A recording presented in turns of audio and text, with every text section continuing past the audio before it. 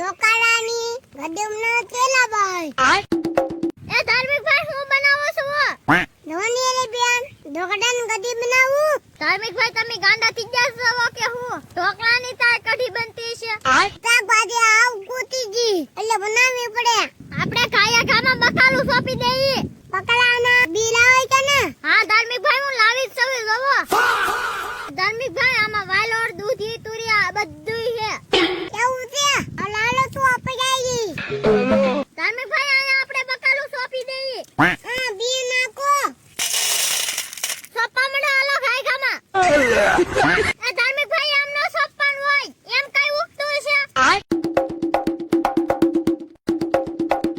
એ ધાર્મિક ભાઈ બકાલું તો સોપાઈ ગયું અને સાનો ટાઈમ થઈ ગયો એટલે હું સા બનાવીને આવું તા લગન તમે આઈ બેહો ભેગો આવજો દોડી બેન જાણે જાવનાવા તમારે કાતર તાકી દઉં છે ભેગામાં બકાલું ઉગતું થાય ને હલો ગોટાવું એમ બગલાન બીબરા મતરા તો કાતર લેવો કાતર જાતી દીધું ને ગાયગામાં બકાલો આવવા મળશે દોડી બેન કૂદતી જાય છે ધાર્મિક ભાઈ સાસ છે ગરમા ગરમ તૈયાર લાવો આ હું દોડું તપકાઈ ને દોડી બેન ચા બનાવી જાતા ને તમે ખાતર જાતી દીધું